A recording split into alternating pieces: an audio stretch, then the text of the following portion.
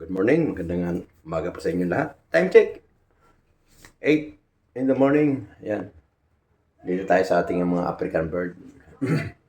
Papakain tayo guys, samahan niyo ako. Let's go!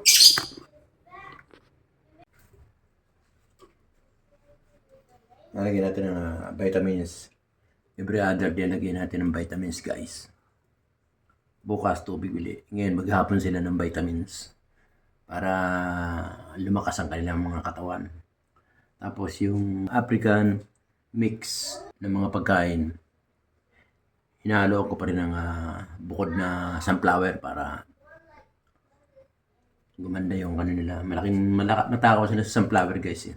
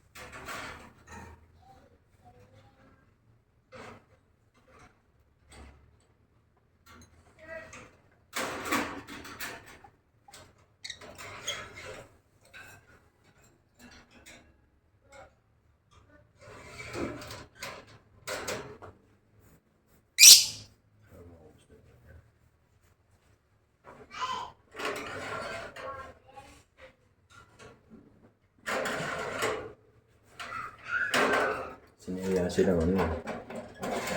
Dahil natin pagkain. Sinaya silang pagkain.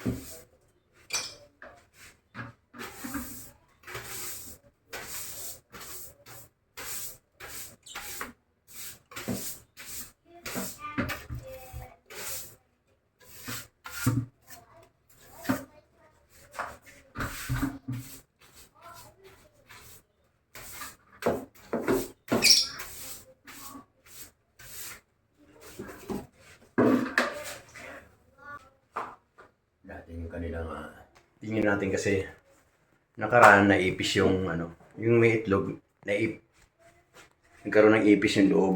Ito. Ginawa ko. Pinatay ko guys. Ayun na. Ito nyo guys, yung ipis. Ayun na. Kasi hindi pa pwedeng magkaroon ng ipis dyan sa ano, sa loob. Ma-stress sila. Kaya pinatay natin. Tapos nagbigay na tayo ng mga pagkain guys. Ayan. Bali, sinasamahan natin ng sunflower. Kasi guys, mabango sa kanila yung sunflower eh. Naayos ko na yung lagayan. Pinalitan ko na lagayan kasi kinain ng daga. Puno yan eh. Kinain ng daga. So, kailangan i-save natin sila. Dito wala na silang daga ngayon. Kasi walang butas doon sa Kisame. Saka hindi makakit ng daga malaki rito. Ayan. Pagka yan ang itlog na lahat, lalagyan natin siya ng maliliit na screen. Bibili tayo. Babalutan natin yung screen para walang ipis sa loob. Isa rin yan sa nagpapa-stress. So yun guys, hanggang dito na lang. Maraming salamat. Kung nagustuhan niyo yung upload ni Kuya Obas TV, huwag niyo kalimutan mag-hit ng notification bell para lagi updated sa mga video ni Kuya Obas TV. At sa mga bago lang mag-iibon, huwag niyo kalimutan subscribe si Kuya Obas TV para may matutunan din kayo sa pag-iibon ng African bird. Pagka susunod, nagkapera tayo, bibili tayo ng paji, saka kakatel. Yan ang ano natin. Gagawin na natin 10 piraso tong ating African bird. 10 pair, saka 5 pair na kakatel, 5 pair na baji. Yan ang gagawin natin. Plano. Right guys, hanggang dito lang. Maraming salamat po. Thank you.